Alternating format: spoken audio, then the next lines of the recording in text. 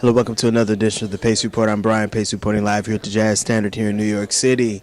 Five-time Grammy Award-winning trumpeter, educator, and composer Terence Blanchard tonight is performing selections off his brand new Blue Note Records release, Magnetic. In fact, this album features the likes of a.k.a. jazz master, bassist and composer Ron Carter, saxophonist Ravi Coltrane, as well as vocalist and guitarist Lionel Loueke. Tonight we're going to sit down and we're going to talk about this brand new project which brings him back home to the Blue Note Records imprint. Also, he has a dynamic opera that's getting ready to debut later this month in St. Louis. It's called Champion, an Opera in Jazz, and it's featured by the Opera Theater of St. Louis and the Jazz of St. Louis. And it took him a couple of years to put this project together. In fact, we're going to sit down and talk about boxer Emile Grifith. We're going to talk about him composing this opera in the form of the tradition of jazz music. Also, we're going to talk about his role as a composer. As you might know, he just composed the Broadway adaptation to A Streetcar Named Desire, as well as the Chris Rock play The Motherfucker with the Hat. So sit back, relax, and enjoy the sounds of Terence Blanchard live here at the Jazz Standard here in New York City.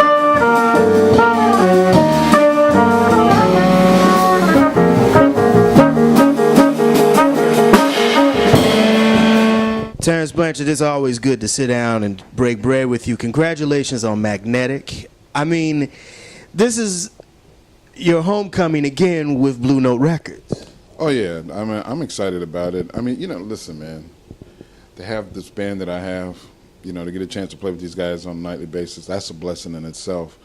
But then also to have Lionel Loueke, Ravi Coltrane, and Ron Carter on the album, we just had a lot of fun making music, man, and I feel very honored that Blue Note gave me the opportunity to do this type of record. Lionel Loueke has a very interesting part on the CD. In fact, the track is the Pet Step Sitters theme song. Explain the concept of that. Hey, man, no. You got to bring Fabian Almazan in here for that. I mean, it's basically his tune, and it's all about it's a tune for his mom, believe it or not. His mom had a pet sitting business at one time when they first moved to Florida. So he wrote a theme song for the Pet Step Sitters. And I noticed he's kind of chanting. He's doing some very interesting things with his voice on here. And it's a very eclectic composition. And you guys really kind of bringing a whole different musicianship to this piece. Well, the thing, I've been using that track as an example of how this band operates and how Lionel is the type of person who plays in the moment all the time, because man, we never did that before. We weren't doing that. I didn't ask him to do that. He just did it, right there at the moment, and all of a sudden that became a thing. The way we normally play that tune, we have a horn vamp that actually ends the tune, right? But when I heard what he was doing, I just stopped and I let him go and let the band continue on and let them do their thing. One of the things that I'm noticing that you've been doing over the last decade with your ensembles is that you're bringing a little bit of that Art Blakey and somewhat of a Duke Ellington-esque type of, you let your musicians be who they are, but you also let them compose and write their own material also. Well, yeah, man, I've never taken the position that I know it all. That would be a foolish thing to do when you have great musicians in your ensemble. You know, it's like having a great basketball team and only one guy shooting all the time. It wouldn't make any sense. So with these guys, I know that they're also developing their own careers and their own identities. I'm here to help them do that, you know, because like when we were with Art Blakey always used to tell us, hey, man, you find yourself through composition. You have to write. You have to. You have to commit these ideas to paper, because when you do that, you start to formulate your own musical identity. And we've been the beneficiaries of that as listeners, because, I mean, look at what these guys have contributed to this album. And even with Joshua, I mean, his first composition he's written, and look at what he came up with. It's a beautiful tune. Jacob's Ladder, Kendrick's tune, you know, Brice, Fabian, all of them. They're all great writers. So I feel very blessed to just be a part of this developmental period for all of us, you know, at this one given time. And I'm just enjoying the ride.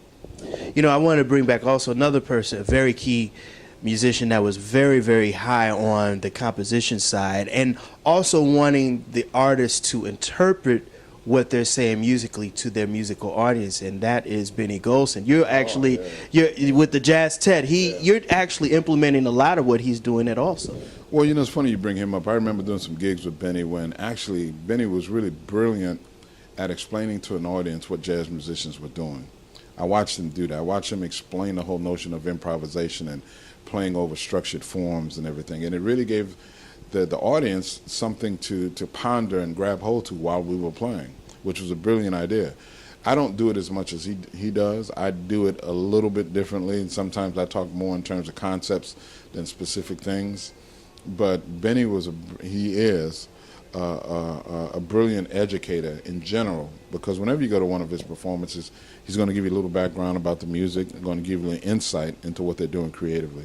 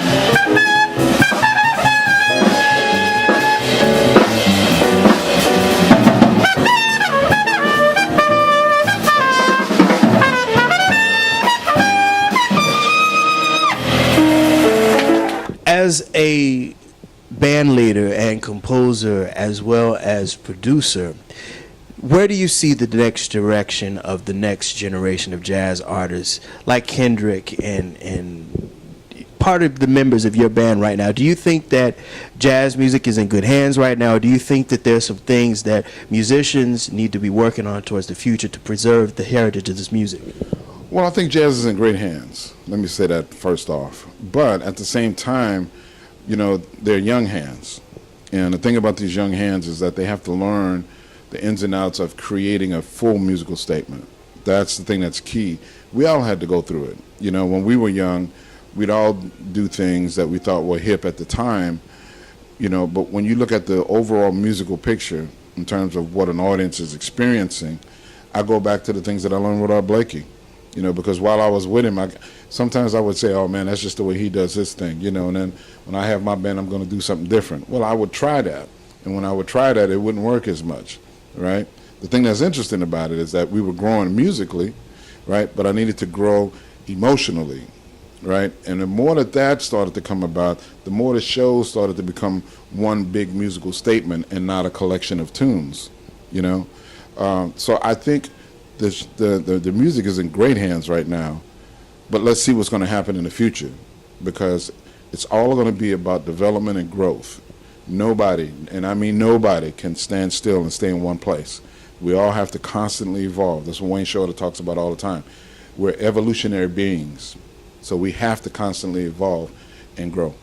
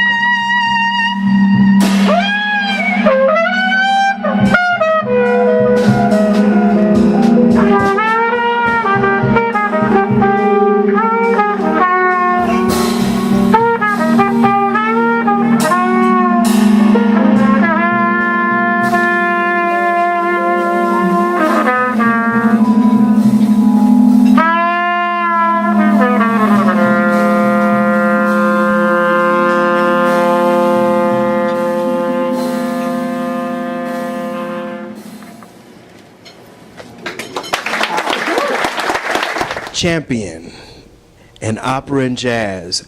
This is something that the music world is really, really excited about. And the last time we broke bread, you were in the process of putting this together. Now that it's about to premiere here in the next couple of weeks, what's your take on it, and what do you expect the audience is going to take on this? Brian, I got to tell you, man, it's been like a really emotional roller coaster working on this opera, because it's a new venture for me, and it's an extremely difficult one for me, because technically I had no idea how to write an opera or how to write for voice. So I had to take a crash course, and I've learned a lot. And we have a great librettist, Michael Cristofer, who put together a brilliant libretto in terms of dealing with the story of telling Emile's life. But this cast that we have, with Denyce Graves, Arthur Woodley, Aubrey Allicock, Robert Orth, I mean, it's an all-star cast in the opera world. And from the first rehearsal, which just was a sit-down read-through of the music, it was totally incredible. What they bring to the music. It's like, I'm sitting down and I'm putting these notes on paper, and I'm trying to tell this story and create this musical landscape.